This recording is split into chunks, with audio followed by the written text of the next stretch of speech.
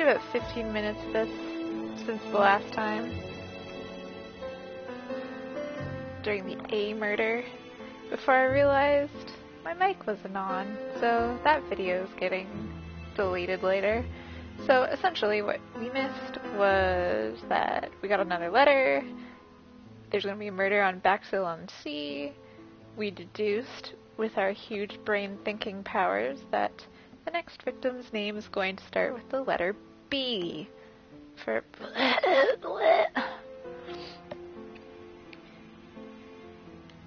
and we've gone. The day's come. We've been called to, or on the phone. Anyways, Chief Inspector Japp's like, yo guys, and now we're here. Unless... Japp appears to be snowed Oh, under. no, we've gone back in time. So, alright, yeah, we're gonna talk to Chief Inspector Hootie Wutsy about our deductions. Japp appears to already be overloaded with work. My news is not going to improve matters. Oy. Bonjour, Chief Inspector. I am afraid we have some bad news. I have just received another letter signed ABC. The next crime will be on the 25th in Bexhill-on-Sea. I have compared the two letters. There is no doubt about it. I suppose Like, you are you think sure? he's going to carry out his threats. I fear so. No. Good God, Poirot. Bexhill is very busy at this time of year, and we have no idea who the next victim will be. We do have an idea. I suspect that the name of the second victim will start with B. What I don't on trust earth makes people you think such a whose thing? mouths move at I different thought about times it when and I saw the sound name comes Asher out. clearly written over the shop door of the unfortunate woman who was murdered in Andover last month. When I received the letter mentioning Bexhill, I deduced that the victim, like the town, might have been chosen by alphabetical order. So, it's an alphabet fiend. I'm going to have a list drawn up of all the people whose name starts with B. Yes. I hope there aren't too many of them. And then Yeah, what? we should Then leave what you are you to going work, to Chief do, Inspector. Chief Inspector, with that You list? have a few days to prepare yourself. Thank you for coming, my friends. You're welcome.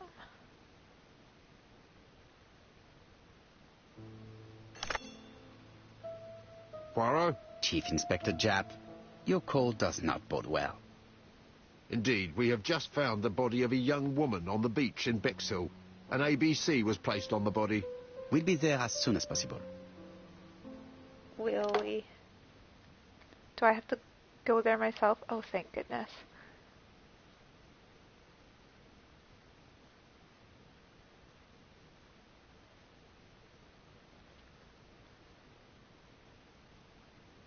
Hey, look, it's on the sea! Hence the name. Bexhill is a delightful town. It would be nice to come back and visit. I do not entirely guess. agree. Walking on the beach damages my shoes, and it hurts my knee. So the years have not spared you, my friend. It's the same for all of us. That is exactly what I said to myself when I saw you back from your travels. Poirot. That's Do not rude. be offended, Hastings. I can see Japp waiting for us. And from his face, I would say that things are not looking good. Don't be offended, we're in a hurry. We don't have time for offense.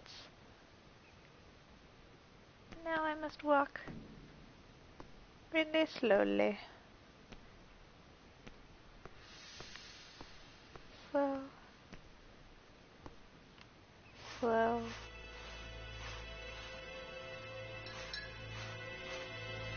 Slow.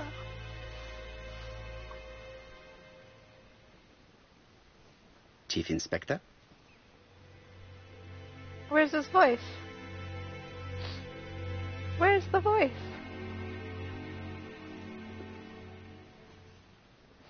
Death occurred last night between 11:30 and 1, and we found an ABC guide on the body. Was she pretty? What? Come on, Poirot, that's rather out of place. It has no bearing on the murder. Are you certain? For women, it is often the most important thing. It often decides their destiny. The body hasn't been moved. You can see for yourself.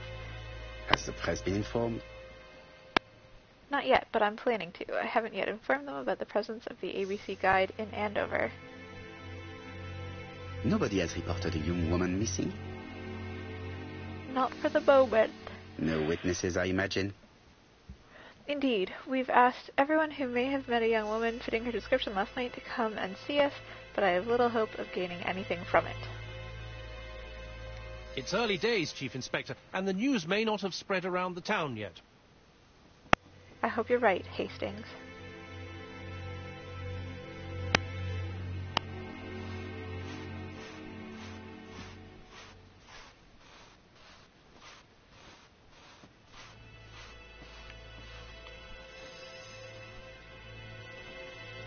A braided seat belt.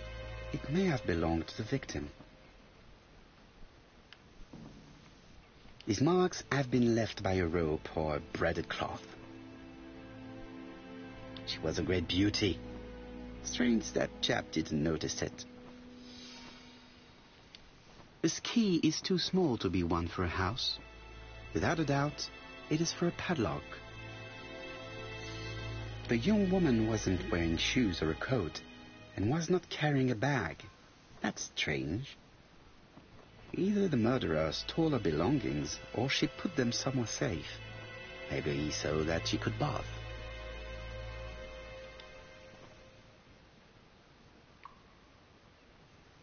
The guide is open at the page for the Bexhill train times.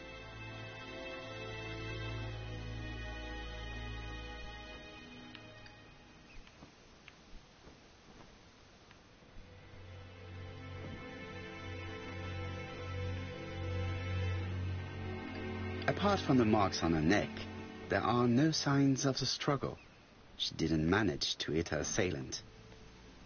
Let us now try and get our brain cells to work.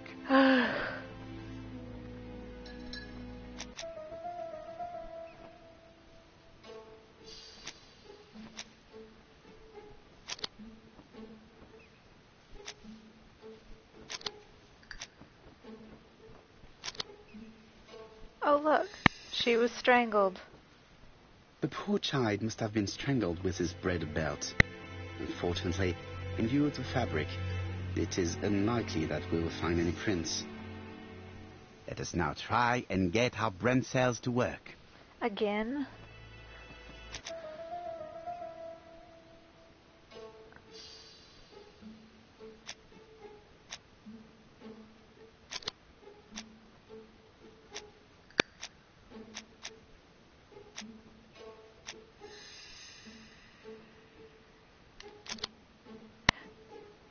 Whoa.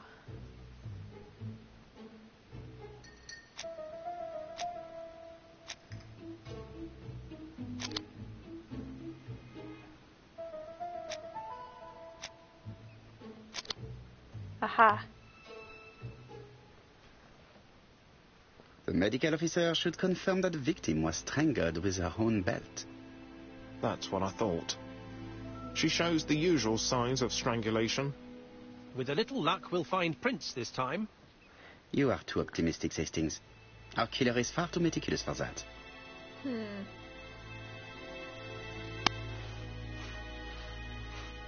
I'm gonna guess that her shoes are in one of these beach houses.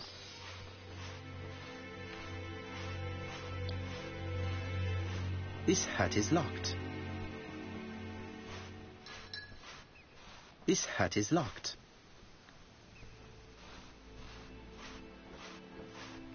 This hut is locked. I mean, I have a key. Oh, okay.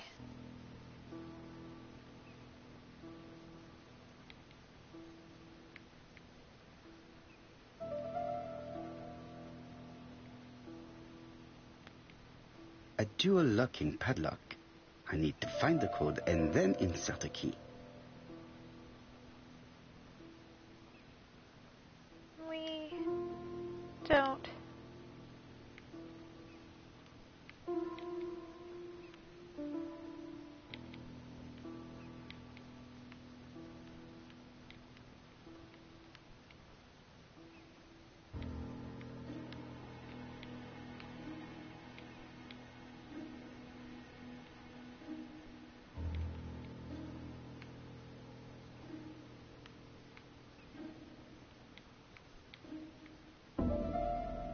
The number is upside down. This is definitely at number 6.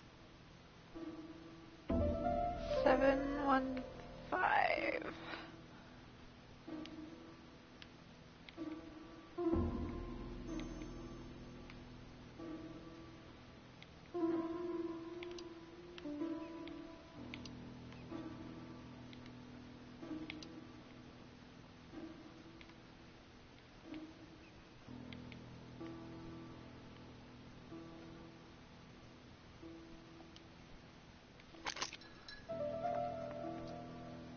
Ta-da!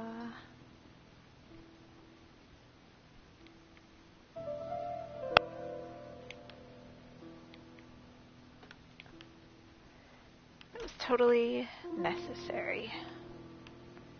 100%. It definitely was here that the victim left her belongings. The purse is full. Yet again, we can dismiss theft as the motives for the murder. Here is the watch she must have removed to prevent it from getting wet. A top brand lipstick. She liked to take care of her appearance. As well as a photo of the victim with some company. It could be useful to me.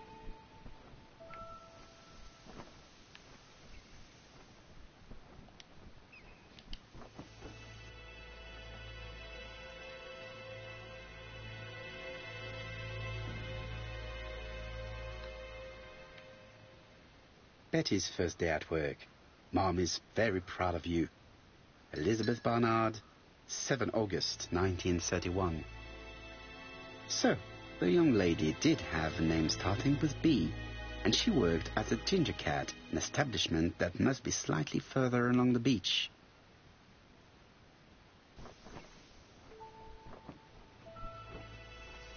Jap has gone to the police. The victim has been identified and her family had reported her disappearance. She was called? Elizabeth Barnard, mainly Betty. She worked as a ginger cat at a cafe slightly further along the beach. But Poirot, how on earth? Never mind. Do you have her address? Yes, she lived with her parents on the street leading to the beach, number 22. Shall we go? You are far too impatient, Hastings. Let the poor people take in the news first. Let us go and visit the cafe where Betty worked. Right, Poirot, you're the one who just... Ugh, you insulted him.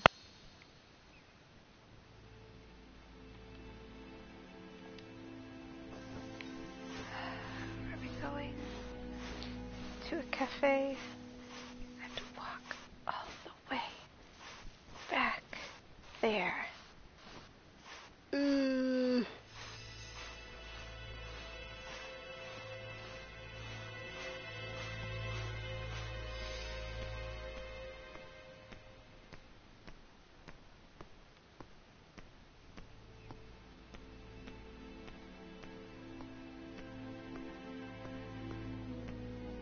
Oh, thank God. It's close.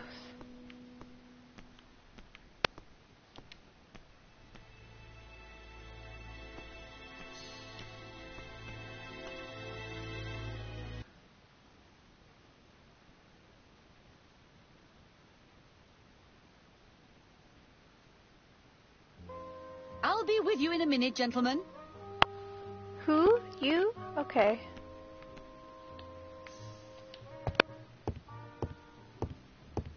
Hastings would probably like us to rest here. Oh, it's just Hastings.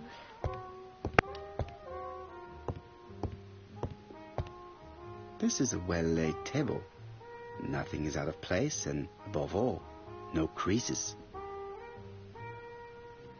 I like the music.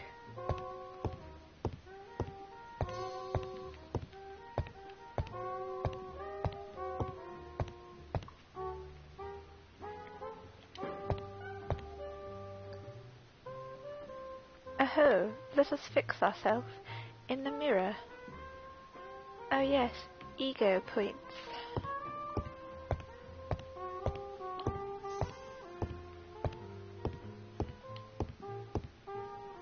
What a pity. I don't have any change to make it work.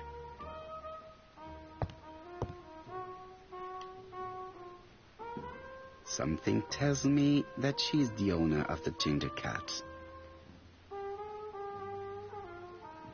Is it maybe her ginger hair?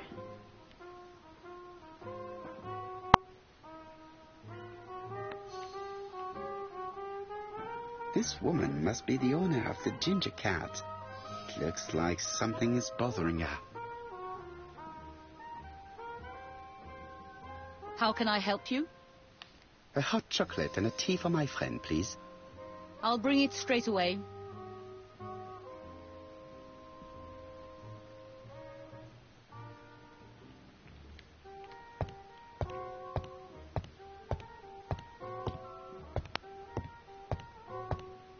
I guess we're not supposed to go around behind the counter.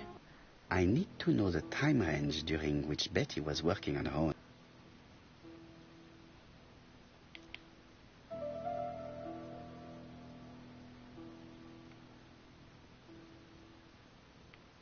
Where is Betty? Betty worked from 11 a.m. to 7:30 p.m. Would she have been alone at any time during her service? Interesting. Betty was alone between 5 p.m. and 7:30 p.m. Who did she serve?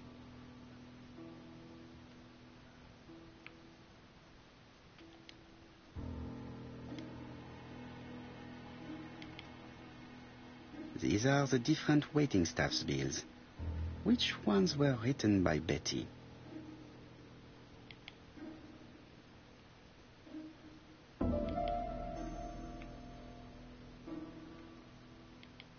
Most probably a single man, a whiskey lover. Maybe the murderer? This bill may have been written by Betty. There is probably another one. No, something's not right. Betty was alone at just one of these 2 times.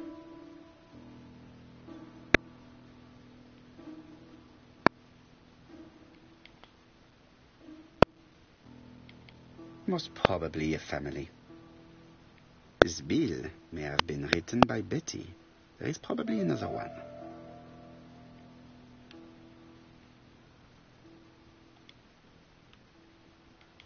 Most probably a single man, a whiskey lover.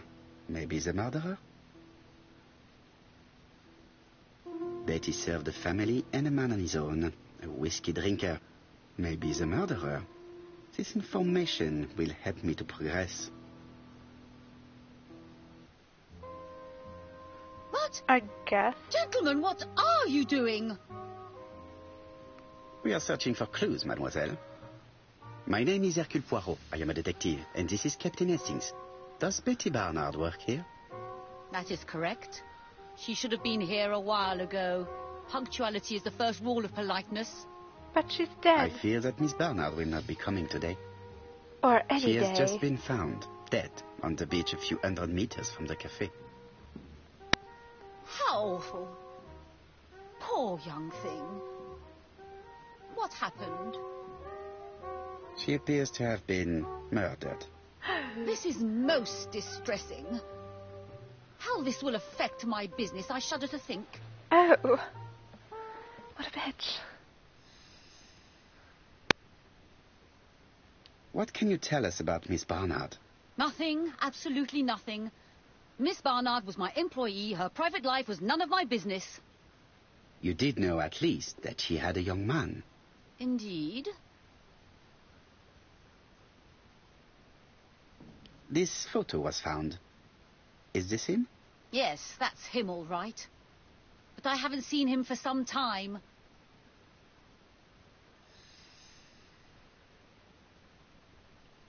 I find young people today very hard to understand. You needn't tell me that.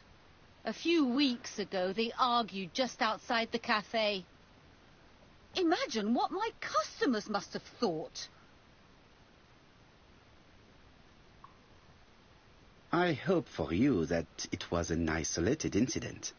It must be difficult to keep a respectable establishment if your staff show themselves to be so shameless. The young man only made a scene the once. Jealousy, no doubt. It must be said the young girl was very pretty. Thank you for your time, Mademoiselle Mérion. You have been of great help. I see. The customer who ordered the whiskey might provide us more information. He may have been the last one to see Betty alive. It is an interesting idea, Hastings. Maybe he is a regular guest.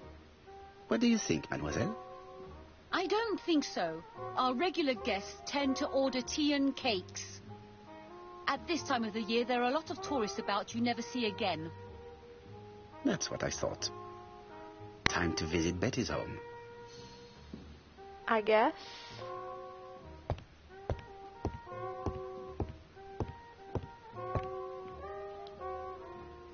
This game's controls are so ridiculous.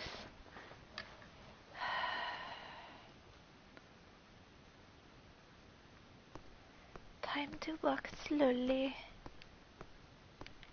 Nope, there's not a run button.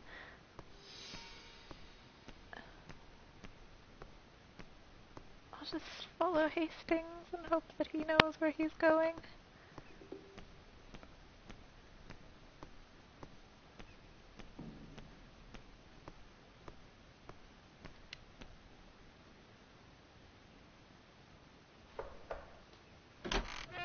How convenient. How do you do, mademoiselle? My name is Hercule Poirot. I know you. You're that detective we hear all about. I do not know if that is a compliment, but I will take it as one for now. You are Betty's sister, I believe? Yes. My name is Megan. Can we come in? Please do.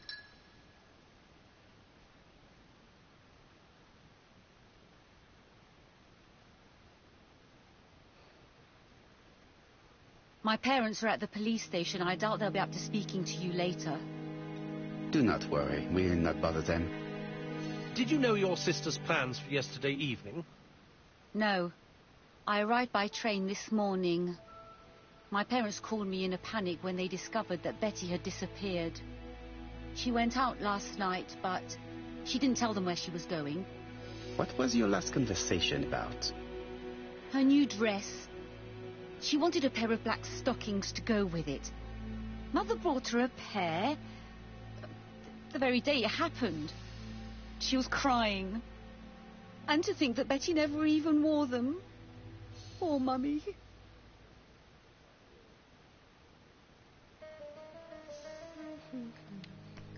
Megan invited me to examine her sister's bedroom. I should take advantage of the opportunity.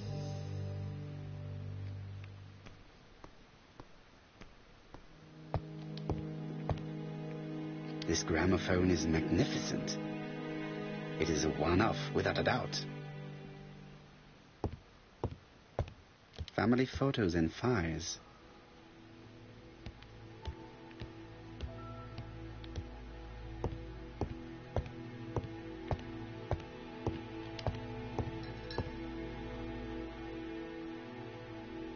The Barnard appeared to make music a priority in their budget.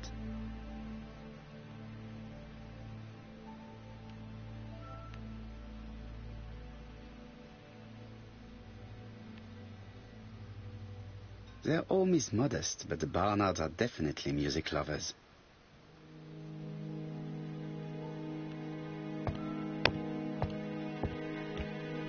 Oh. A mirror.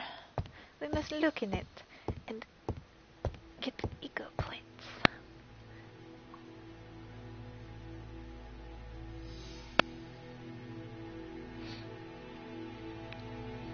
So ridiculous. What is she feeling at the moment?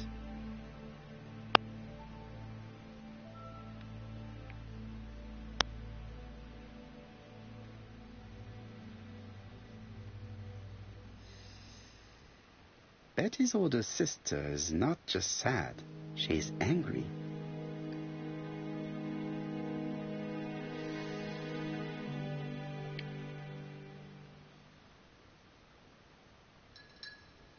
Did Betty go out often? My sister wasn't a child, sir. She used to go out. She enjoyed films, dancing. She was a very good girl who didn't hang around with men. That's what they always say, no?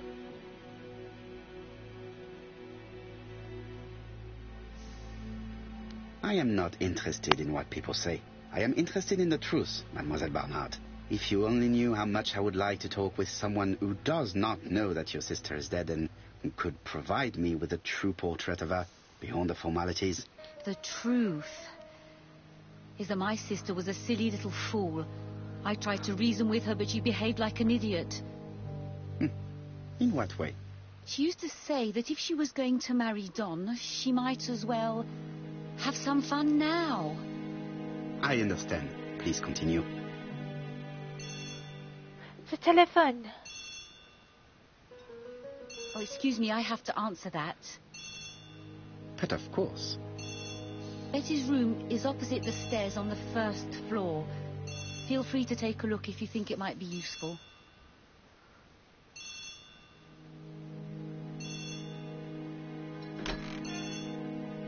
This young woman is far too clever not to have anything else for us.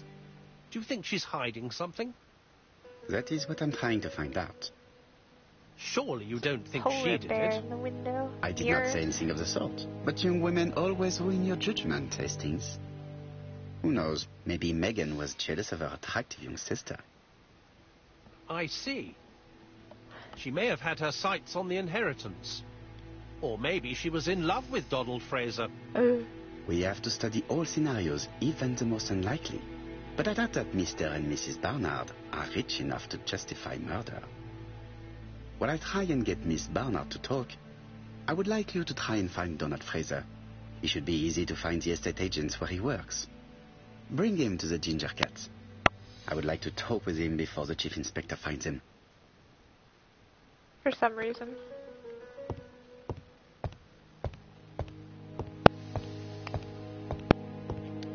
It is now the right time.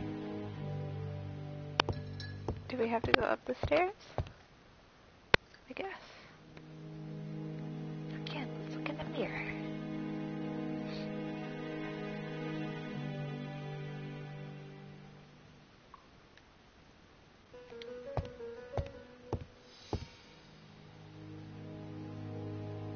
It looks like Betty was also a music lover, the same as her family.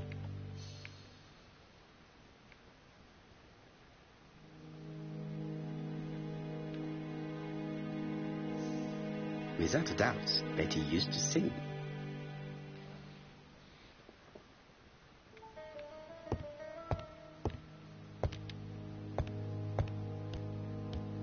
Looking at all the clothes she took out, Betty must have had a problem deciding what to wear. Maybe she had a date?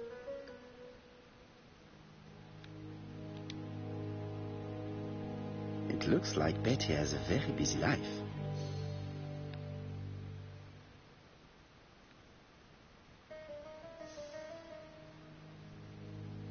Betty liked luxury and going out, and being as pretty as she was, she probably did not have any problem getting herself invited.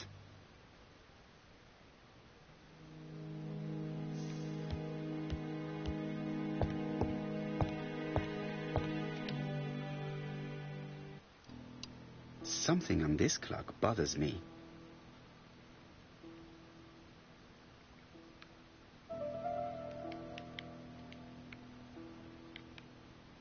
What a strange mechanism. I don't think it serves to turn hands.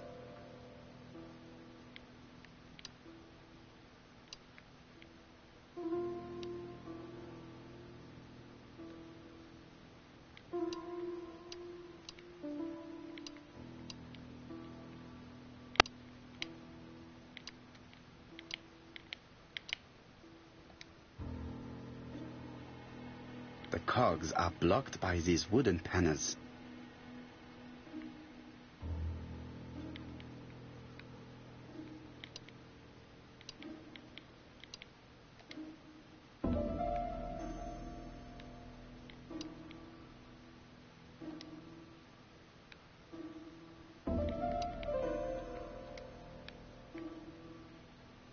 The cogs are blocked by these wooden panels. Hey. The cogs are blocked by these wooden panels. Yeah, I get that, guys.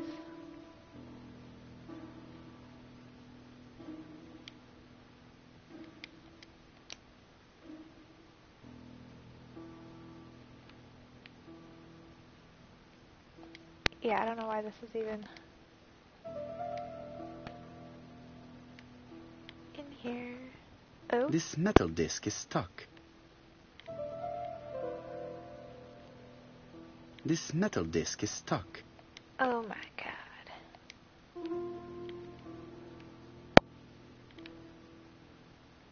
There, that's better. I guess. Yay, you're here. Strange. A sheet of paper is blocked in the clock. Strange. Oh A my sheet of... god.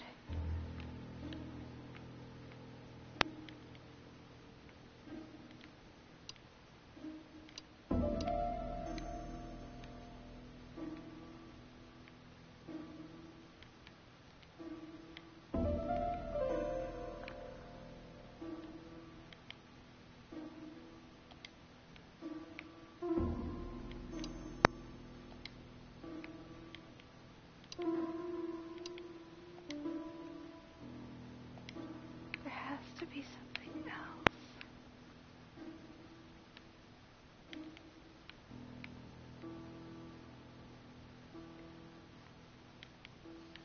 This metal disc is stuck.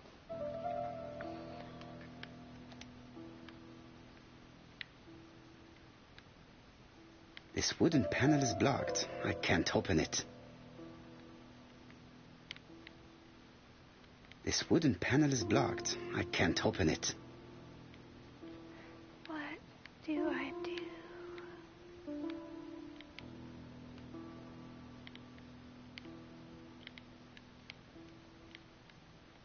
No, can't move this anymore. The cogs are blocked by these wooden panels. The cogs are blocked by these wooden panels.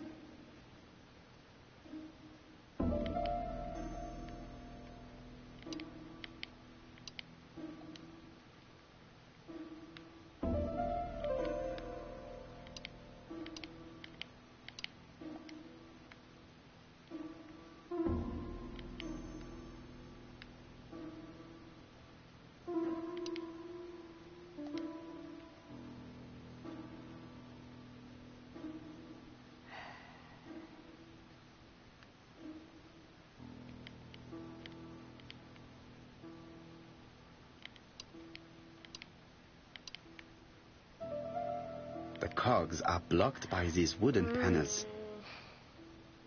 The cogs are blocked by these wooden panels.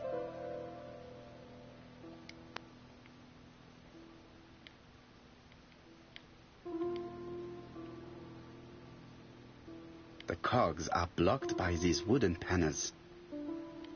The cogs are blocked by these wooden panels.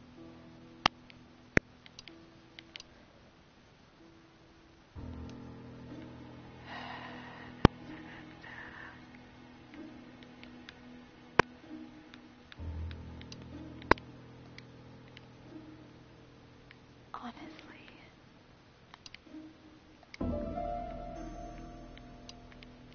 Nope. The cogs are blocked by these wooden panels. Oh my goodness.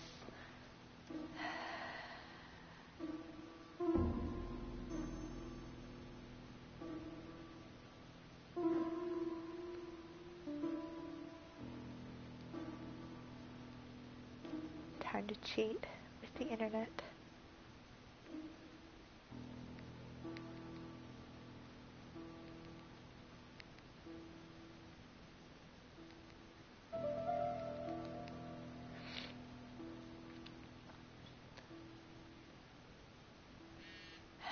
I looked over the whole clock, I'm not sure.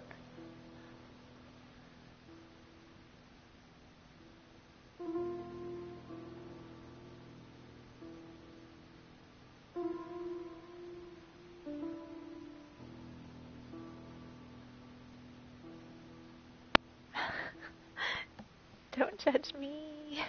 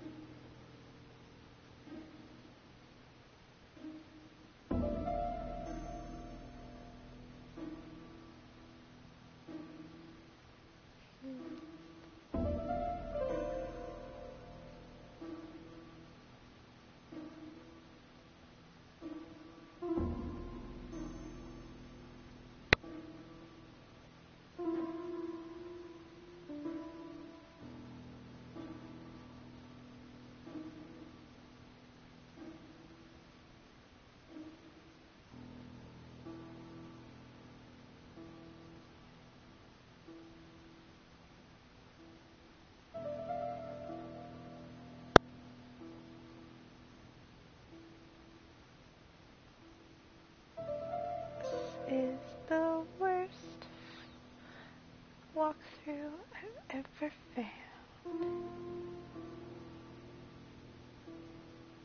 Oh, stop. Go back. Do do do do do do do do do do do do do do do do do do do.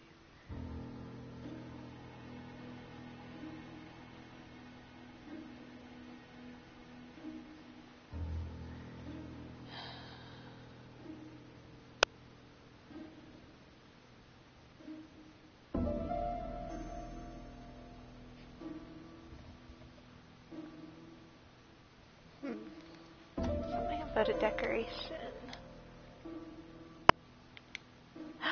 Oh. This decoration appears to be felt